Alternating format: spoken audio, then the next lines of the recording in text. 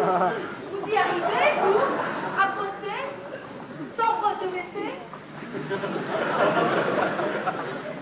Le premier qui retrouvera la brosse sera dispensé de réunion du conseil conseil de faculté, assemblée générale Z3, conseil de faculté. Toi, tu restes ici. Je saurai te préserver de tes mauvais penchants.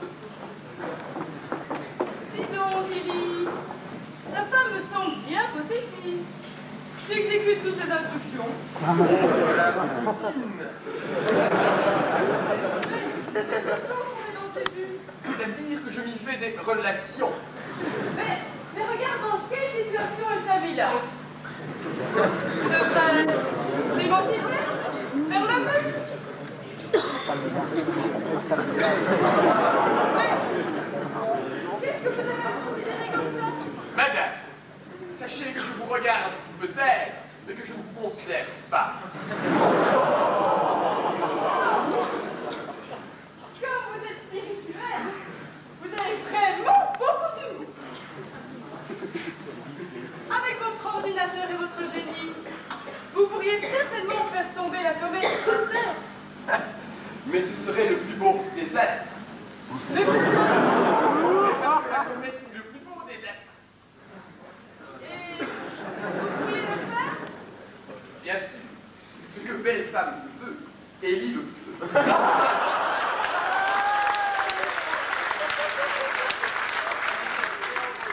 Donc, vous le feriez pour moi, étant donné que je suis belle et que je peux vous arranger quelque chose de très agréable.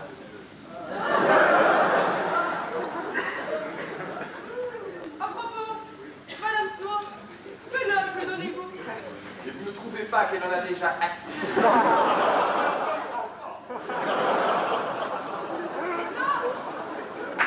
Là, c'est là un peu fort.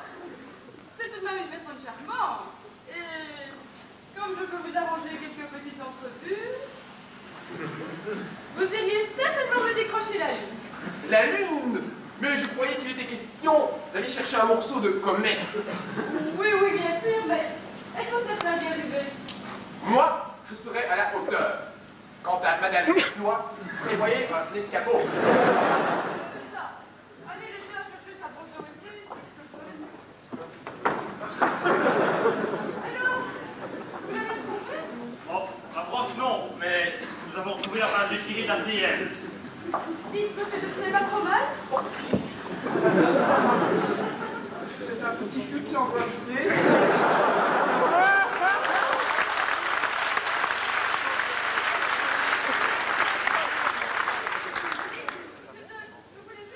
Puis-je vous aider? Je voulais justement vous demander si Je vous... suis certain qu'on va vous aider. Mais Marie-France, oui. Elle vous cherche pour une... Mais j'ai quitté il y a 2 minutes à peine. Oh, vous savez, les femmes sont très timides et elles n'osent sûrement pas se déclarer. Dites, monsieur Dutch, Oui. croyez-vous que la comète tombera sur la Terre? Oh là, il y a un gros tapin sur le plancher. En supposant que mon pendule représente la comète sur son trajectoire,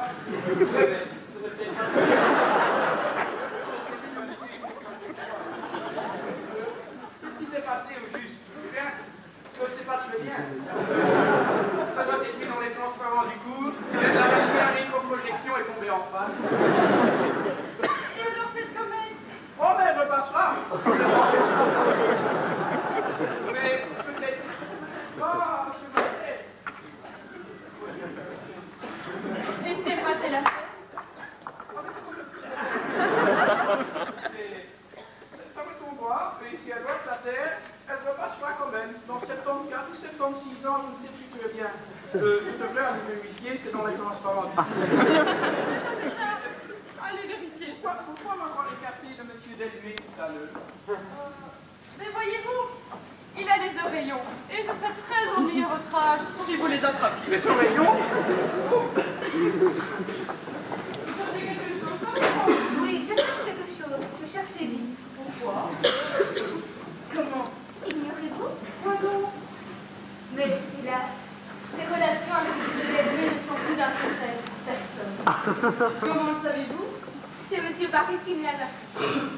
C'est bizarre que ce soit toujours lui qui soit le premier à apprendre ces choses-là. À propos de notre mari, il est avec Madame Stois et cherche à prendre le ici.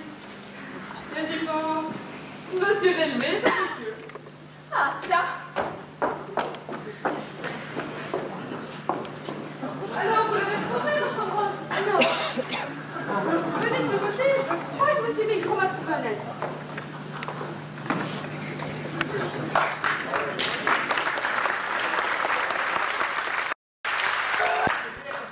Ne peut pas fonctionner.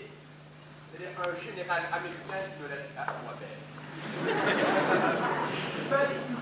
Pour en revenir à notre problème, monsieur, au secrétariat, votre bureau jouxte le sien, je vous serais très reconnaissant de me le prêter à certaines heures de la journée. Oh, mais certainement. Tout plaisir sera pour moi. J'espère bien que non. Évidemment, pas un mot de tout ceci à quiconque. Rassurez-vous, je ne laisserai rien transpirer.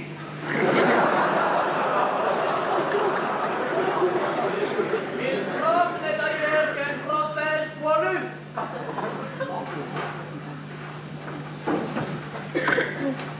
C'est ça qu'il remonte dans son arbre.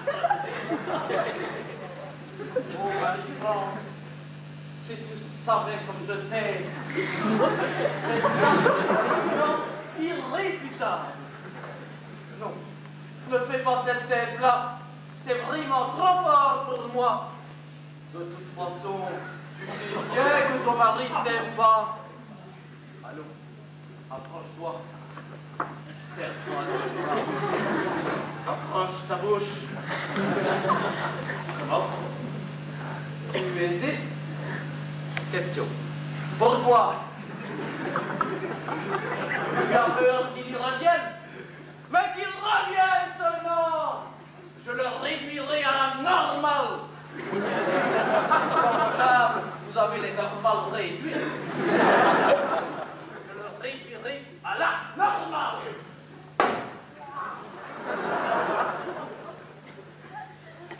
Et maintenant, allons.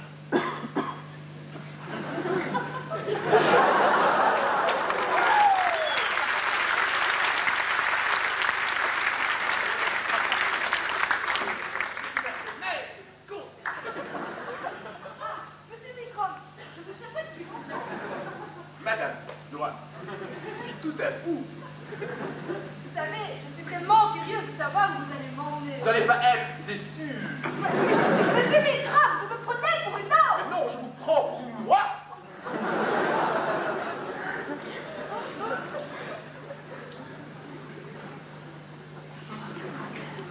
Quelle douche.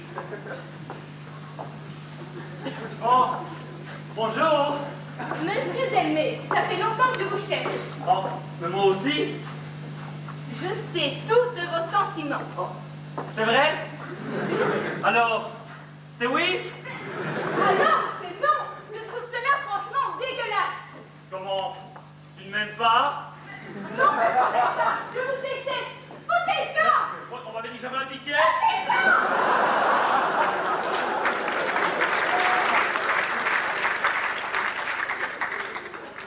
Aucun seul homme n'est à moi seul. Je lui suis et resterai fidèle, toujours et en tout lieu. Sauf, et je dis bien sauf, lorsque je suis caché dans cette pièce, dans l'armoire. Dans cette pièce? Dans l'armoire? Mais c'est ridicule! Elle n'a rien à voir là-dedans. Pour les choses de l'amour, je préfère toujours m'entraîner seul. Pour les choses de l'amour, je préfère...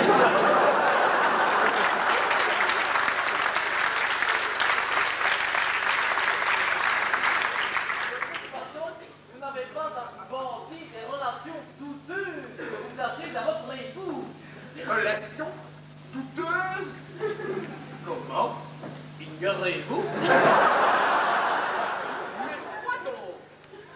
Mais vos relations homosexuelles avec Monsieur Delmy ne sont plus un secret pour personne. Nom de Dieu! Delmé, amène ta graisse!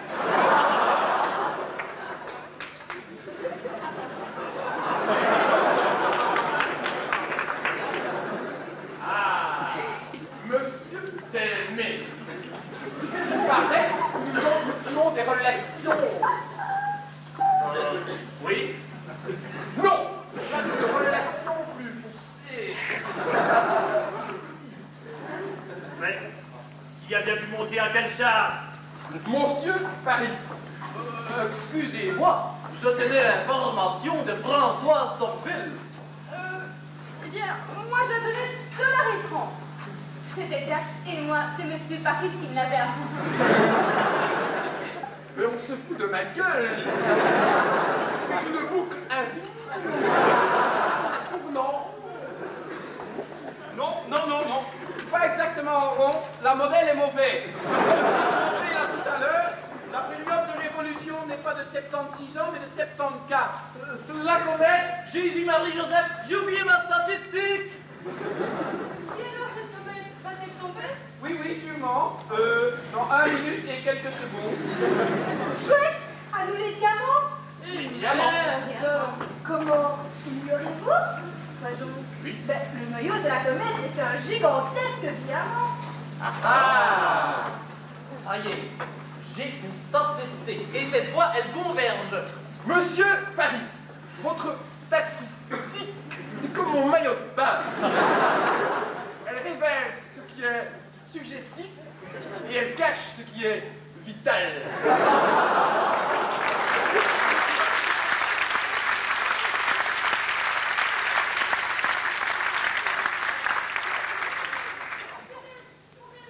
Oh, presque plus. Quelques secondes. Oui, sur ma Youlette, la probabilité vaut exactement 0,7, 0,8, 0,9, 0,93, 0,99.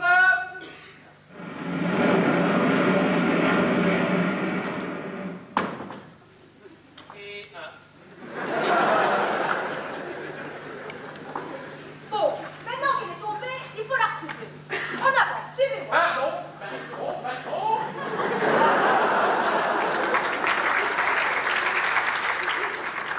Cécile, mais ça va mieux vos oreillons.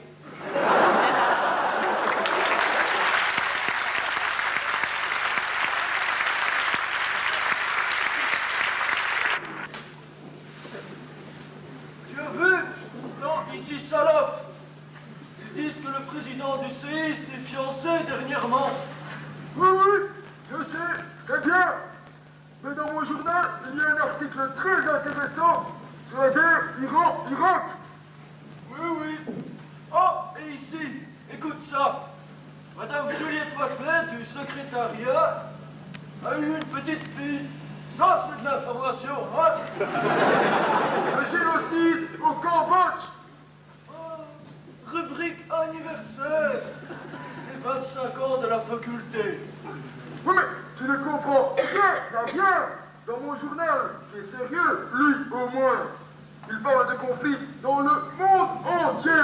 L'Afrique du Sud, le Nicaragua, les droits de l'homme en Afghanistan, le carnaval de Rio, la guerre du feu, la guerre des boutons, la guerre du Liban. Oh, encore un anniversaire. Les 113 ans du CI. Mais Ça se fête, hein? Mais tu te rends pas compte. Tu ne parles que de ridicule, mesquin petit ragot. Alors que moi, je te parle, je me demande pourquoi est-ce que les gens ne savent pas vivre simplement en paix. Remarque, là tu as raison, hein. Ici aussi, il parle de la fameuse guerre Meka-Uko. Je sens, je vais craquer. Et Mema-Moto aussi. Ah oui, je crois.